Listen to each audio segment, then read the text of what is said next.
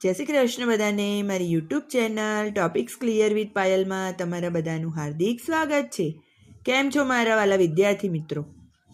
આજે આપણે મસ્ત મજાની સ્ટોરી જોવાના છીએ જેનું નામ છે બે બિલાડીઓ અને વાંદરો। તો આ સ્ટોરીમાં તમને ખૂબ મજા આવવાની છે અને જો મારી આ સ્ટોરીના શોર્ટ્સ તમને ગમતા હોય તો please like share and subscribe my shorts. તો ચાલો આપણે જોઈએ બે બિલાડીઓ અને એક વાંદરો। તો બે બિલાડીઓ હતી, એક હતી કાળી અને એક હતી ધોળી। એકવાર તેમને એક ઘરમાંથી રોટલો મળ્યો।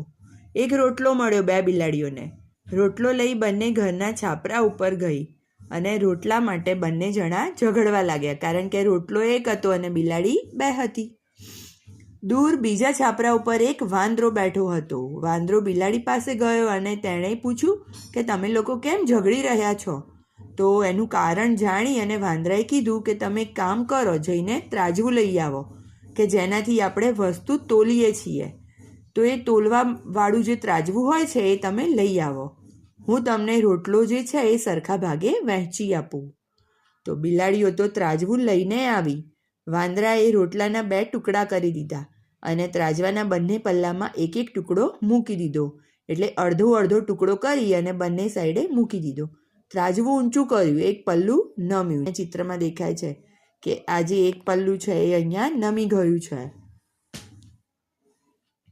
એટલે વાંદરાભાઈએ કીધું કે આ ભાગ વધારે છે એટલે એમાંથી હું થોડો ભાગ ખાઈ જાઉં।